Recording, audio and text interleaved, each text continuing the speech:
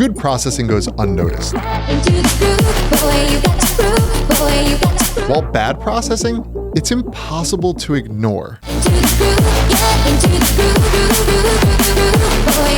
So today we're going to intentionally push EQ, compression, clipping, limiting, stereo imaging, and saturation way too far. Because once you know what each of these sound like broken, you'll actually know how to use them.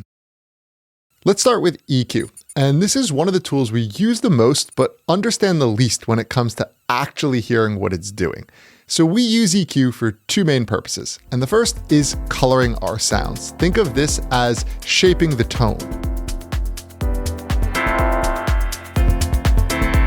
So when doing coloring EQ, it's not this technical thing. I'm really going to use my ears.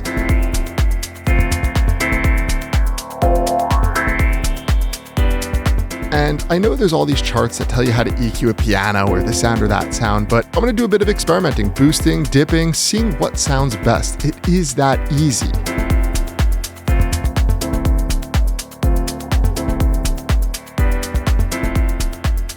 The second way we use EQ is for corrective purposes, and think of this as mixing, allowing sounds to coexist. So let's use the same piano we just had, but now we're going to make it work in context with a vocal. So I'll talk over this part to save your ears from me boosting by 30 dBs, but yeah, I'm boosting a ton, and I'm just trying to find that competition between the piano and the vocal.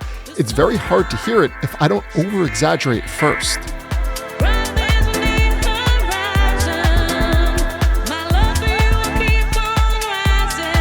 Now going in the opposite direction, you see that the vocal clearly stands out when I remove this.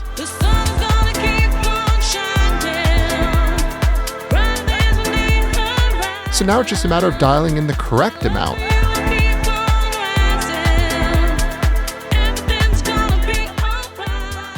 I do want to make something clear. This is not some shortcut, so you don't actually have to learn how the tools work and how they operate. I can't stress this enough. But there's a big difference between you knowing something, a tool, and then you actually hearing what it does, and you being able to use it to get the sound you're chasing in a mix. And I want you to have this no fear approach when using these tools, because it's almost hard to hear what's right if you don't first know what wrong or bad processing sounds like. Next, let's talk compression. And this is probably the most overthought tool. And you think about it, attack times, release times, ratios. All this stuff matters, but no one is going to sit there and ask you, hey, what's your attack and release time if it sounds good? The game changes when you start over-compressing sounds to begin.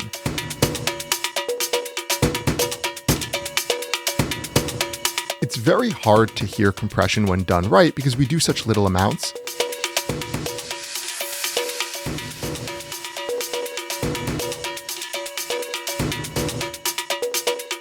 But notice here how obvious all of these settings are. You can hear what these different attack and release times mean. And it crafts my sound. So in the end, I could stop chasing numbers and I could just chase the sound I want when I understand the sound. Now, the same thing applies for something like OTT, where most producers just drop it on and they add a little bit of depth or they add a little bit of the dry wet, but don't be afraid to break this thing. Over-process with it. The only way you're going to learn what OTT can do to your sound is by working it harder than you're comfortable in the beginning. Learn what each of these things can do, and then dial in the right settings.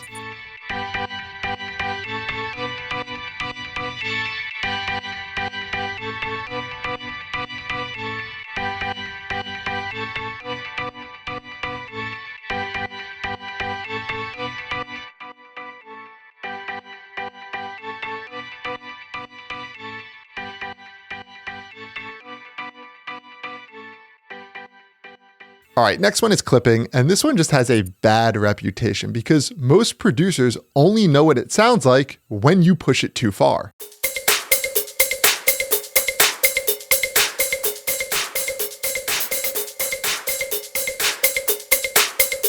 Okay, now that you can clearly hear what bad clipping sounds like, that's a positive because if I start to hear those details when trying to clip, I know I'm going too far.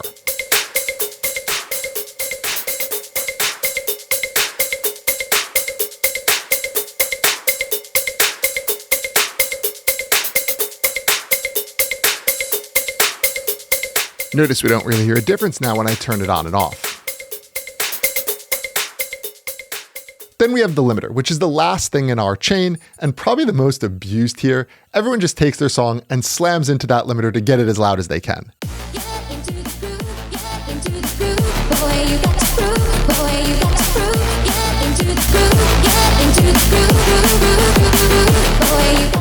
So you can hear exactly what happened. Transients get smushed, there's a ton of distortion, everything is just like hot, loud, pressed. Okay, but now that I understand that's what happens when I go too far, let's just dial in a little bit less and get a more applicable amount. I don't want to hear those effects.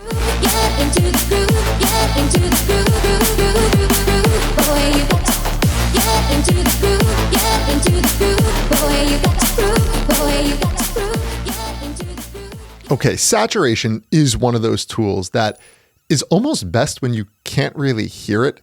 And that's what makes it hard to understand, because the only way you truly understand saturation is by pushing it too far first. So if we take a sub bass like this, I can add saturation, which is going to give it harmonics, some overtones, and allow me to translate better, let's say on a smaller speaker, cut through the lower mids to mids of my mix.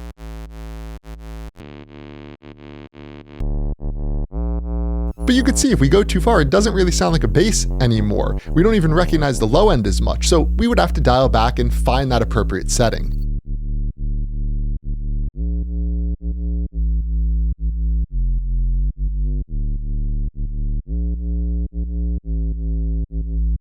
And here's another example of me using it on a mid bass to help color that sound. Think sound design and also mix translation.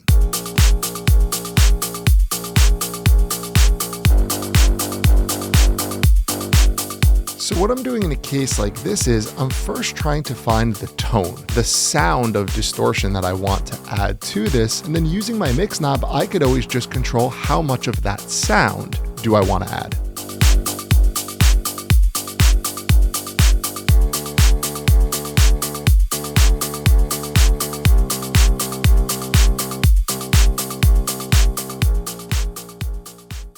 Stereo imaging is another one of these tools where we don't really notice it when it's done right.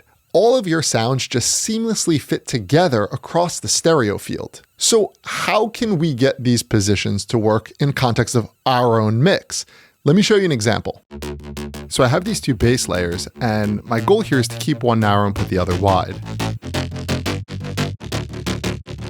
And basically what I'm going to do is just try and listen in context here and find the sweet spot of where they sit well together.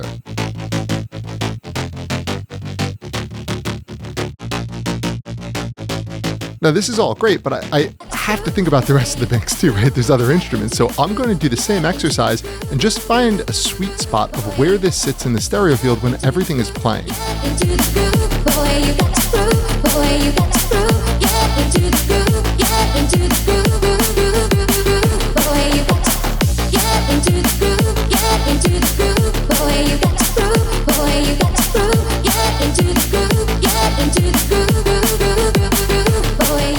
So using these tools in this way, this is something I really push during our boot camp with our students, because I need you and them to be able to make these decisions correct when it's 2 a.m. in the studio and you're working by yourself. Like, someone can't be there to make those decisions for you. Someone can't be there to hear these things for you. You need to learn how to do this shit yourself, truthfully.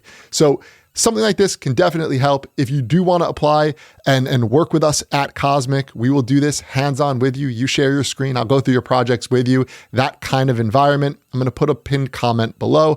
Otherwise, this next video should help.